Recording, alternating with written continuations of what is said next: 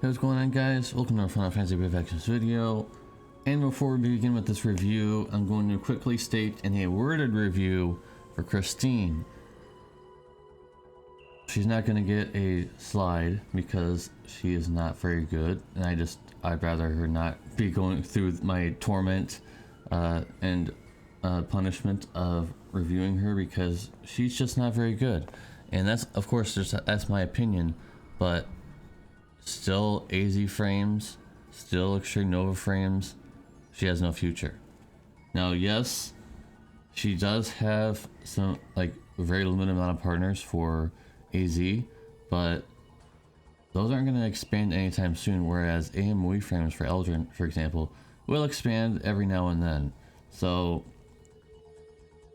Christine, considering that Dark Visions and Clash Wills are the main content in the game, really, trials and stuff really aren't that relevant. So you can't say, oh, just bring a dupe. You can't bring a dupe in Clash Wills and Dark Visions. So I don't think she's very good. She would get a very low score if I were to review her for real. So let's just give her mercy and not give her a score. That might ruin my integrity a little bit, but yeah, I don't think she's even worth reviewing at all. Anyways, we will be reviewing Eldryn and Tiana and Kryla. So let's get in Eldryn here. He is now, instead of just a weird cover tank type thing, now he has a Clash Wills burst unit. What burst in my interpretation means, burst means that you're only using the burst abilities when he's ready to go. Like, he has all the buffs and the boss is broken and there's an opportunity to do a huge burst during that turn. That's when you would use them. And people are going to say, oh, you can only use them, you know, a certain amount of times, or it's on a cooldown. You only use those when you're all set, not just use them on turn one.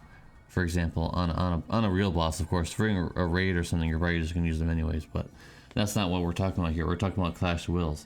So when the boss is fully broken, when you use your best break, when you have imperils up, when you have, you know, all those things up, you would use all those chaining abilities because they're going to do a huge amount of damage. He has 106% beast killer for all allies on EX3. There's an opportunity right now to go to EX3, so that's why I mentioned it. And the Brave Shift Tunnel Burst gives 150% beast killer for all allies.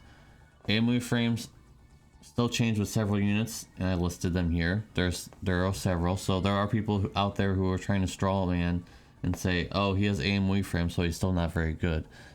He has a lot of partners. King Behemi might be a reach, but he got buffed, so you could use it with him. So that's not that big of a. It's a slight reach for King Behemi, but not that bad. Also, he has 1,000 attack and magic EX2, which is not super unreasonable to obtain. Heavy Snowfall is now 550 times mod, and also Frostward Fletch is now 550 times mod, and also Flash Freeze is 560 times mod. And these are the ones you'd use when the boss is all broken and imperiled and you know, weapon imperiled and whatever you're using. That's when you would use those modifiers, not on the first turn. He has other chaining modifiers, which aren't going to be really as strong, but you're not expected to do a lot of damage on the first turn anyways. So, you got some of the CN buffs, of course not all of them. Go check out my Eldryn CN buffs video to compare, but there are some of them. Some of them actually came in, like the Brave Shift Tunnel Burst, you know, has 150% beast kill for everybody instead of just for himself. Very good. And the base LB is not the exact same, but it's almost the same, where it gives evasion, it gives Mirage for everybody, which is good. No changes to the STMR VC. They don't usually do it anyways, but it would have been nice if they did it because his VC is very controversially bad. So it would have been nice if they changed it. Just saying. I mean, the STMR is what it is, but the VC could have been changed. And he is a burst DPS that needs the proper turn to shine, like I've been mentioning. And he really needs EX3 to be at his best for that one cooldown. So, you can get EX3, I would go for it. Keep in mind, my scores have changed. I'm gonna mention this for the next few reviews. My scores have changed. It's no longer a 7 base score. Everybody starts at 0 and they work their way up. So now certain scores will have more meaning to them, and so on and so forth. And of course, score depreciation will happen. So if you look at a review of mine from like 1 year ago, obviously they're probably still not going to be like a 9 out of 10 or something. So I think Eldryn is actually going to be a 7.5 out of 10 for me. Very, very good buffs. He didn't get all the best changes in the world, but he got a lot of good buffs, I would say. Very good buffs. So with that being said, let's move on to Kryla. Knights of Grand Shelt, Renoa, Dark Rain, and Sephiroth will love Twilight Impact. 500 or has a buff in there, but it's not really worth mentioning all that much compared to the 45% Light and Dark amp. Very good, way higher than what they can do. Way higher. So very good. Calamity Concoction has a 135% Light and Dark Imperil. Pretty good. And there really isn't anything worth mentioning besides the ones I just mentioned, because you'd at this point you'd only be really bringing her for those, and maybe just for everything else too. But those didn't get buffed, of course, so I'm not going to mention them. And the Brave Chef's Limit Burst gets upgraded to have 80% breaks when she has higher. Okay, well the 130% peril still lasts for more turns, so instead of 1 turn, it's like 3 turns, which is technically 4 turns almost. So really good buffs, really good buffs. I would go as far as to say she's an 8 out of 10 just based on that first one, the 45% amp, which is very valuable because there is still no dark amp buffer on the JP version that's come out.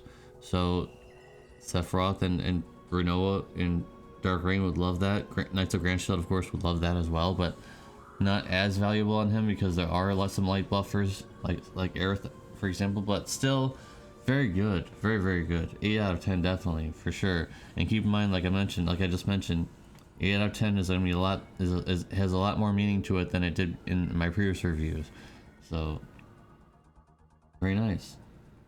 And finally we have the new unit, Whimsical Winter Tiana. So she does have infinite turns. She does have Throwing in Peril on both forms, on both sides. 30% Throwing in Peril. And keep in mind, I'm not going to be listing every single thing that she has. I'm only listing the things that are good or interesting.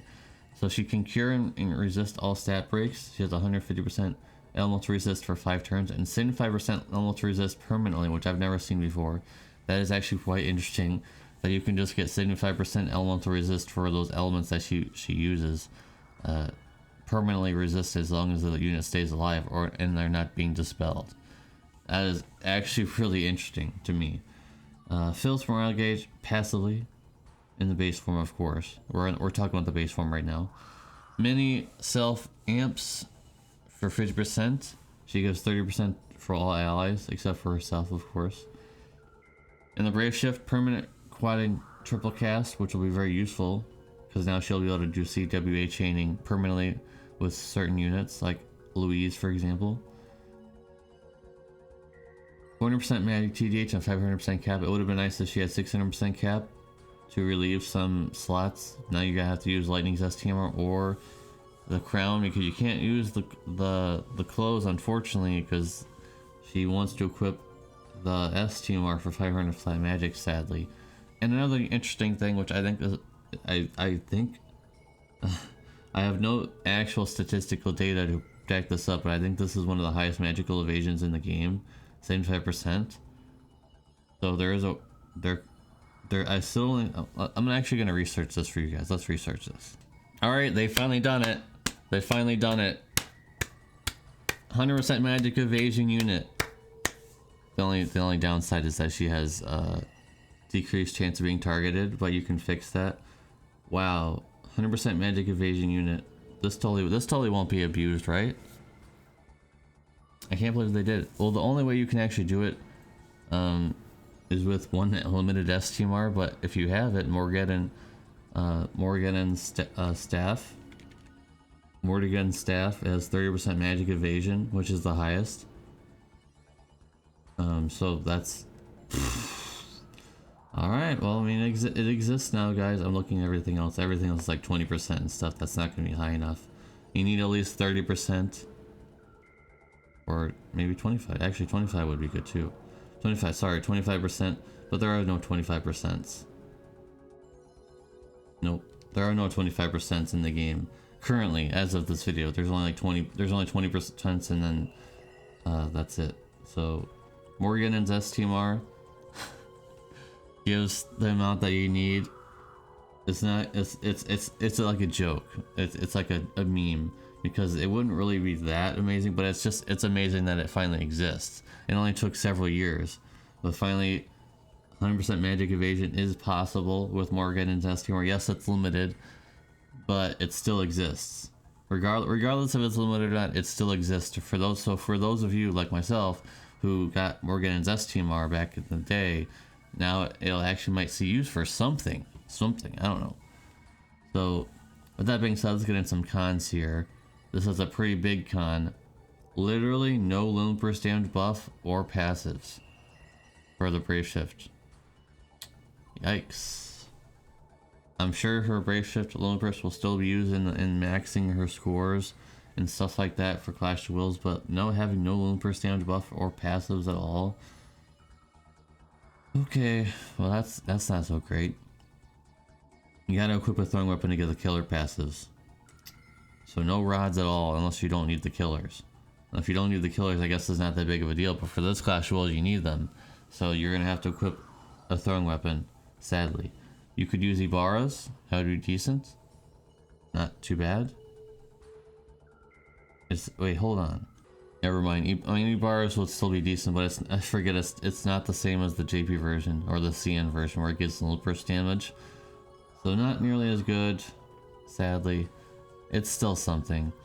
And the killer buffs and the Brave Shift's lone burst are only magic, so keep that in mind. They're magic killers only, not physical. And the Brave Shift's lone burst is highly situational. For example, yes, she has 130% imperils for all of those elements that she's using. It's almost the same as Lightning's, except it does have imperils. Except here's the problem. For this boss in particular, I'm sure it'll be fine. But what if the boss has 400% fire imperil, or has 400% for multiple elements that she's using? Something similar to that. I'm just saying as an example, of course. This is really not going to be that good of a limit burst. So that's a problem. That is a problem. And this is blatantly obviously. This is probably one of the most blatantly obvious units for Clash of Wills that ever been made. That she is literally only good for this Clash of Wills. She's built for this Clash of Wills that will be coming up. I've never seen, like, yes, some units have come close, but they're still good even after their themed Clash of Wills is over. Like, for example, Louise was still good after, and Sky was still good after and stuff like that. But this is blatant. Like, her vision card has plant and also a quad killer on it. Her killers are the same. And she does elements for things that you need to use for this boss. So I feel like this is blatant, way more blatant than it's ever been. But I think she is going to be quite good. I'm sure she'll be using all the top score Clash of Wills videos and stuff like that. And everybody's going to complain, I don't have Tiana. What's a replacement for Tiana? I think she's good. I don't think she's worth, using all your resources on this. I'm going to make that very clear. I don't think she's worth using all of your resources to get her. That's for sure. I think it's worth going like one step and getting one of her. And maybe if you get lucky, you get more. That's my recommendation. I think it's just worth going one step up because it's pretty affordable. Not super affordable, but it is pretty affordable. I think I'm gonna give her. There are some flaws. I don't like that she doesn't have any limit burst damage passives. That's going to be a headache to gear for, because at the same time you can't gear her with the Celestine robes for the chain cap. You can't equip the robe the robe that gives limit burst damage. That's going to hurt. You can't equip rods that give limit burst damage. That's going to hurt. The only benefit is that she has 400% TDH, big deal. You still need a gear for 300% limit burst damage, which is not going to be that easy. Well, at the same time needing killers. That's a headache. This is a headache. I don't understand why they didn't give her any limit burst damage. Maybe it's just I'm very confident that her limit burst will be used for damage, but it's not going to be so easy to gear her. This is not something that like a free-to-play player will be able to gear that easily, unless you had a lot of stuff stockpiled. But yikes, she's very restrictive, very restrictive. Anyways, this review is going on way too long. Geez, 15 minutes. Okay, guys, so I'm gonna give her an 8.5. She's not getting anything higher than 8.5 because no limit burst damage passive was really holding her back from her gearing potential, and on top of that, requiring throwing weapons for those killers. Yikes. So yeah, 8.5 for Tiana. I think she's worth going one lap of step up, and that's it. I wouldn't go any further than that unless you really like the kit. So with that being said, guys, thank you guys very much for watching. Apologize that it's so long. I know that a lot of you guys don't like this, that it's so long, you guys don't have time for it, but I had a lot of units to review and I had to go into really great detail. So appreciate you guys. Thank you guys very much for watching, and I'll see you guys in the next video. Peace.